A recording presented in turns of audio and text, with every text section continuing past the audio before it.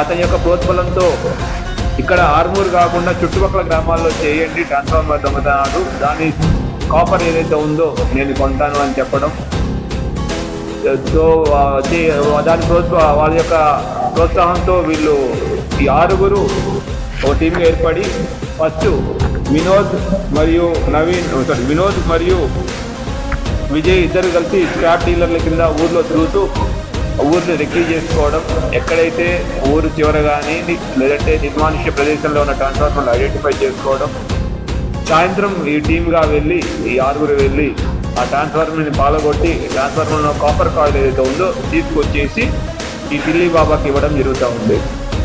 So మొత్తం వీళ్ళ పైన డిఫరెంట్ పోలీస్ స్టేషన్లో డిఫరెంట్ కేసెస్ ఉన్నాయి. వేల్పూర్లో 4 కేసులు, బాలకొండలో 5, మెండోరాలో 3, భీమ్గల్లో 1, ఆర్మూర్లో 5, ఎర్రగట్లో 1, ఇట్లా మొత్తం 19 కేసుల్లో వీళ్ళు దొంగతనం చేశారని తర్వాత కాపర్ కాయిల్ రికార్డ్ చేయడం జరిగింది.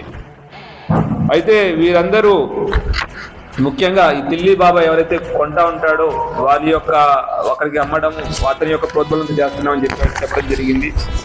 ఇతను టిల్లీ బాబా దాన్ని మళ్ళీ కరిగించి మిగతా ఇతరత్ర యాక్టివిటీస్ కోసం వాడతారని కూడా టిల్లీ బాబా ఇంకా కన్ఫెస్ చేశాడు. అయితే దాంతోపాటు స్వాధీన మొత్తం వీళ్ళ దగ్గర నుంచి మేము ఒక మ్యాక్సిమం ట్రాలీ ఆటో ఏదైతే దొంగతనం ఒక్కోసారి ఇట్లా ఈ ట్రాలీ ఆటో ద్వారా స్క్రాప్ కొంటామని చెప్పి వెళ్తూ ఈ వెహికల్లో పెట్టి ట్రాన్స్ఫార్మర్ తీసుకురావడానికి వాళ్ళు ట్రాలీ ఆటో వాడారు, ఒకసారి హోండా షైన్ వెహికల్ వాడారు, యమహా స్కూటీ వాడారు, బజాజ్ డిస్కవరీ బైక్ వాడారు. ఇవన్నీ కూడా మేము సీజ్ చేయడం జరిగింది.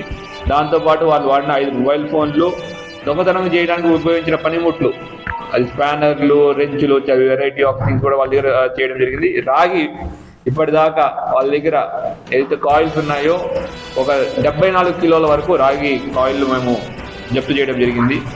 మొత్తం ఈ ఎంటైర్ ఎక్సర్సైజ్ని ఏసీపీ ఆర్మూర్ గారి పర్యవేక్షణ, వెంకటేశ్వర రెడ్డి గారి పర్యవేక్షణలో సిఐ జాన్ రెడ్డి గారు ఫీల్డ్ మీద ఉండి ఎస్ఐలు సంజీవ్, శైలేందర్, తర్వాత constable Bharat Goud, Mendora constable, Narender Velpur head constable, Harish Mupkal constable, Sai Kiran Velpur constable, Shravan Velpur constable, Sudarshan Velpur constable అందరి కష్టం వల్ల పట్టుకోవడం జరిగింది. అట్లానే ప్రాపర్టీ రికార్డ్ చేయడం జరిగింది.